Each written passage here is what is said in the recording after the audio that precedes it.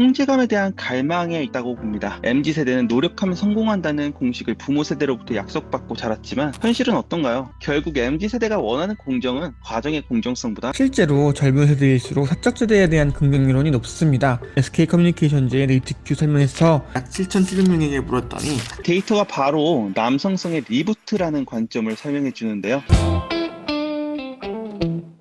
안녕하세요. 질문자들입니다. 이번 생은 망했어라는 자조 섞인 농담 한 번쯤 들어보셨을 건데요. 만약 정말로 인생을 리셋할 기회가 주어진다면 어떨까요? 심지어 미래의 모든 정보를 다 아는 치트키를 가진 채로 말입니다. 오늘 저희가 던질 질문은 바로 여기서 시작합니다. 왜 수많은 MZ세대가 회빙환, 즉 회기, 빙의, 환생으로 대표되는 사이다 문학에 열광하는 것일까요? 이 현상 단순한 유행일까요? 아니면 우리 사회의 깊은 심리를 반영하는 거울일까요? 오늘 이 거대한 문화 현상을 파헤치기 위해 두 사람을 모셨습니다. 객관적인 데이터로 현상의 지도를 그려주실 DM님. 안녕하세요, DM입니다. 모든 문화 현상에는 그 시대를 살아가는 사람들의 욕망이 숨어 있다고 하죠. 의미를 파헤쳐 주실 통찰 제시자 루트님. 반갑습니다. 루트입니다. 먼저 오늘의 논의의 핵심인 사이다 전개와 회빙환이 정확히 무엇인지 그 개념부터 명확히 짚고 넘어가겠습니다. DM님 설명해 주시겠어요? 네, 사이다 전개란 이를 그대로 답답함 없이 시원하게 진행되는 수사의 방식입니다. 주인공이 갈등 상황에서 머뭇거리거나 분해하지 않고 즉각적으로 반격해 통쾌한 결과를 만들어내죠. 복잡한 인과관계나 장기적인 성장의 고통을 묘사하기보다는 속동감 있는 결과로 독자에게 스트레스 해소라는 즉각적인 카타르시스를 제공하는 게 핵심입니다. 짧은 시간 안에 결과를 보고 싶어하는 모바일 환경의 슈퍼 콘텐츠 소비 방식과도 정확히 일치한 특징이죠. 맞습니다. 그리고 회빙하는 이런 사이다 전개를 가능하게 하는 강력한 서사적 장치입니다. 주인공의 죽음이나 사고 같은 극적인 사건을 통해 과거로 돌아가거나 소설이나 게임 속 인물의 몸에 들어가거나 아예 다른 존재로 다시 태어나는 설정이죠. 핵심은 주인공이 미래의 지식, 특별한 능력 혹은 시스템 창이라는 절대적인 정보력을 치트키처럼 가진 채 두 번째 삶을 시작한다는 것입니다. 모건대 김경희 교수는 회빙안과 시간감기 서사의 문화적 의미라는 논문에서 회빙안을 후회, 반성 등의 정동과 시간을 되돌릴 수 있다면 이렇게 살아보겠다는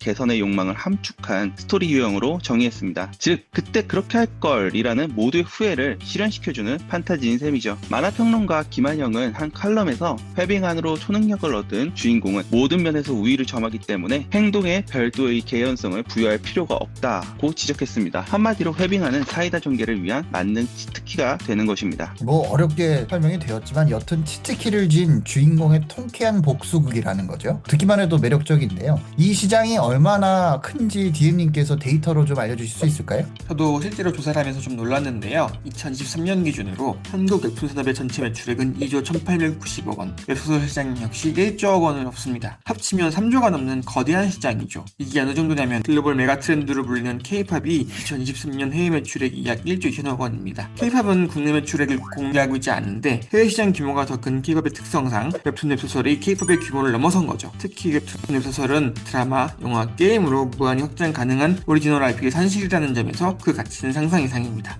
특히 주목할 만한 점은 소비자의 충성도입니다. 웹소설을 이용자 10명 중 9명이 유료 결제 경험이 있다고 했고 월 평균 17,370원을 결제한다고 합니다. 편당 100원인 웹소설을 감안했을 때 매일 5편에서 6편을 꾸준히 결제해서 본다는 계산이 나옵니다. 이건 단순히 취미를 넘어서 일상에 깊숙이 자리 잡은 문화라는 증거죠. 네, 뭐 한 달에 2만 원을 넘게 쓰고 매일 5편에서 6편을 본다니 사실 엄청난 것 같은데요. 이거는 단순한 재미를 넘어선 일상적 습관에 가깝다라는 뜻이네요. 그렇다면 이제 가장 중요한 질문으로 넘어가 봐야 되겠습니다. 도대체 왜 우리 MZ세대는 이토록 사이다에 목마른 걸까요? 네, 루트님, 이 현상의 가장 근본적인 원인은 어디 있다라고 보시나요? 네, 한마디로 통제감에 대한 갈망에 있다고 봅니다. MZ세대는 노력하면 성공한다는 공식을 부모 세대로부터 약속받고 자랐지만 현실은 어떤가요? IMF 이후 장기 불황, 헬조선, M4 세대라는 신조어가 상징하듯이 노력과 결과가 비례하지 않는 사회를 온몸으로 겪고 있습니다. 내가 통제할 수 있는 것이 아무것도 없다는 무력감. 이것이 MZ세대의 보편적인 정서가 된 거죠. 현실이라는 RPG 게임이 끝없이 어려운 퀘스트와 불확실한 보상으로 가득한 랜덤 인생이라면 사이다 문학 속 세계는 어떤가요? 주인공은 미래를 알고 정답을 알고 심지어는 게임처럼 상태창을 통해 자신의 능력을 수치로 확인하며 성장합니다. 모든 것이 예측 가능하고 노력은 확정 드롭 아이템처럼 확실한 보상으로 돌아오죠. 이것이 바로 현실에서 상실된 통제감을 회복시켜주는 심리적 안전장치로 기능하는 것입니다. 데이터도 이를 뒷받침하는데요. 웹소설 독자의 78%가 가상에서라도 부조리를 응징하는 경험을 원한다고 대표했습니다. 현실에서 느끼는 통제불능의 불안감과 박탈감을 가상세계에서도 해소하고 싶은 겁니다. 알랭드 보통의 불안과 한병실 교수의 피로사회는 이런 현상에 대해 심도 있게 교차하죠. 또한 결정 피로감과도 연결됩니다. 현실에서는 너무 많은 선택지와 불확실한 결과 앞에서 좌절하지만 사이다 문학 속 주인공은 이미 최적의 루트를 알고 있죠. 독자들은 그저 주인공의 선택을 따라가며 안도감을 느끼고 선택에 따르는 책임을 잠시나마 잊게 되는 효과를 얻습니다. 이야기 속 보상 시스템이 현실의 불안을 잠재우는 진통제 역할을 한다는 거군요. 뭐 또 다른 흥미로운 지점이 공정성에 대한 태도라고 들었습니다. 네, 맞습니다. 사이다의 핵심은 신속하고 확실한 응징인데요. 작품 속 악당들은 매력적이거나 복잡한 내면을 가진 빌런이 아닙니다. 현실에서 우리가 마주하는 무능한 상사, 위선적인 권력자, 건망한 교묘히 빠져나가는 범죄자처럼 단순하고 혐오스러운 존재로서 그려지죠. 그리고 주인공은 법이나 사회적 합의 같은 답답한 절차 없이 이들을 즉각적으로 그리고 아주 철저하게 파괴합니다. 실제로 젊은 세대일수록 사적지대에 대한 긍정이론이 높습니다. SK커뮤니케이션즈의 네이트큐 설문에서 약 7,700명에게 물었더니 사적지대가 적절하다가 49%, 강력한 범죄의 한에 적절하다가 44%로 무려 93%가 긍정했습니다. 그 이유로 법원 판결에 대한 불만을 꼽았죠. 우리나라 사법 신뢰도가 167개국 중 155위라는 통계는 이런 대중이 불신이 단순한 감상이 아님을 보여줍니다. 유전무죄, 무전유죄라는 말도 있잖아요. 네, 맞습니다. 결국 MZ세대가 원하는 공정은 과정의 공정성보다 결과의 공정성에 더 가까워진 겁니다. 현실에서 정의구현 과정이 너무나 더디거나 유전무죄, 무전유죄처럼 좌절되는 경우를 너무 많이 봤기 때문이죠. 그래서 문학 속에서나마 빠르고 확실하게 정의가 승리하는 모습을 보며 위안을 얻는 정의에 대한 판타지가 형성된 겁니다. 정의에 대한 판타지라. 옛날부터 그거는 계속 있었던 것 같은데 특히 남성 독자들에게는 또 다른 의미가 있다고요? 네, 장르 선호도에서 뚜렷하게 나타납니다. 남성 독자들은 판타지 60%, 무협사극 44%를 압도적으로 선호하는데요. 여성 독자가 판타지 31%, 무협 11%와 비교하면 차이가 크죠. 특히 2030 남성들은 판타지, 무협 장르의 소비가 두드러집니다. 이들이 바로 사이다 문학의 핵심 소비층이라고 할 수 있습니다. 네, 맞습니다. 이 데이터가 바로 남성성의 리부트라는 관점을 설명해 주는데요. 페미니즘 담론의 확산과 사회 변화 속에서 과거의 경쟁적이고 가부장적인 남성상은 바람직하지 않다는 사회적 낙인과 함께 해체되었습니다. 하지만 문제는 그 자리를 대체할 새로운 역할 모델이 제대로 제시되지 않았다는 건데요. 이런 혼란 속에서 사이다 문학의 완성형 영웅이 새로운 이상향으로 떠오르는 거죠. 이 영웅들은 고뇌하며 성장하지 않습니다. 처음부터 압도적인 능력과 지식 그리고 결단력으로 즉각 문제를 해결하죠. 여성향 장르가 로맨스 안에서 여성형 캐릭터의 주체성을 강화하는 방향으로 발전한 것과는 다른 길입니다. 현실 경쟁에 지친 남성들에게 경쟁하지 않고도 승리하는 판타지를 제공하며 강력한 대리만족을 주는 겁니다. 네, 남성성에 대한 판타지라.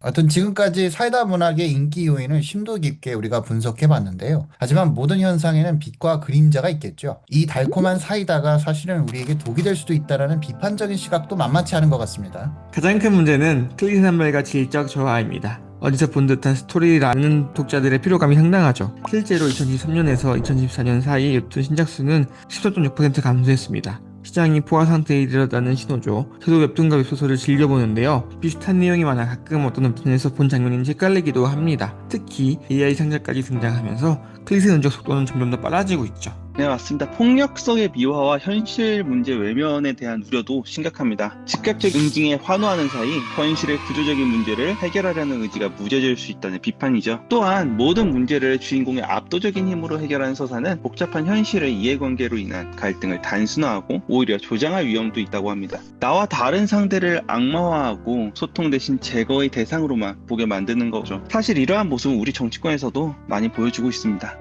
정치권 얘기 좀 흥미롭네요. 무엇보다 창작 생태계의 위기도 짚고 넘어가야 할 것 같은데요. 웹툰 작가들은 주 5.9일, 하루 평균 10.1시간을 일합니다. 마감 전날엔 12시간 가까이 일하기도 하죠. 그 결과 작가 4명 중 1명이 우울증을 겪고 있다고 합니다. 이런 환경에서 어떻게 건강하고 새로운 이야기가 나올 수 있을까요? 거의 일주일에 6일, 그것도 10시간을 넘어 일한다니 근로 적정 시간인 52시간을 훌쩍 넘은 60시간을 일한다는 뜻이네요. 네, 그러니까 지금 이런 것들을 보게 되면 사이다를 주기 위해 실제적인 창작자는 고구마 같은 현실을 삼키고 있다는 거네요. 상당히 슬픈 현실인 것 같습니다. 지금까지 논의를 좀 종합해 보겠습니다. 사이다 문학의 열풍은 단순한 유행이 아니었습니다. 우리 사회, 특히나 MZ세대가 겪는 불안과 결핍, 공정에 대한 갈망이 투영된 정교한 심리적 생존 전략으로 볼 수 있었죠. 네, 맞습니다. 그리고 이 거대한 흐름은 새로운 비즈니스 기회를 만들고 있는데요. 바로 IP 유니버스의 확장입니다. 나 혼자만 레벨업이라는 단일 IP가 웹소설에서 시작해 웹툰, 애니메이션, 게임으로 확장되며 3천억 원 이상의 매출을 올린 것이 대표적인 사례죠. 이제 카카오나 네이버 같은 대형 플랫폼들은 기획 단계부터 이 작품이 글로벌 시장에서 통할까, 영상화하기에 매력적인가를 우선적으로 고려한다고 합니다. 하나의 성공한 이야기가 거대한 산업을 이끄는 시대가 된 겁니다. 하지만 이 화려한 성공 뒤에는 우리가 풀어야 할 숙제가 여전히 남아있는데요. 실패가 극도로 두려운 이 고위험 저성장 사회에서 웨빙안의 리셋은 일종의 심리적 안전망으로 기능했습니다. 하지만 언제까지나 가상의 안전망에만 기대할 수는 없겠죠. 네, 결국 오늘 논의의 핵심은 이것인 것 같습니다. 이 즉각적인 해방감을 어떻게 현실을 바꾼 의지와 긍정적인 에너지로 연결할 수 있을 것인가. 이것이 우리 사회와 창작자 모두에게 남겨진 중요한 숙제인 것 같은데요. 여러분은 사이다 문학의 어떤 점에 가장 끌리시는지요? 혹은 어떤 점이 가장 싫으신가요? 1번, 통제감 회복. 2번, 새로운 영웅상. 3번, 부조리 응징. 4번, 리셋 판타지. 또는 어떤 다른 이유라도 좋습니다. 댓글로 여러분의 솔직한 생각을 알려주시면 감사하겠습니다. 여러분의 이야기가 이 현상을 이해하는 또 하나의 중요한 조각이 될 것 같습니다. 네, 이상으로 마무리하겠습니다. 감사합니다.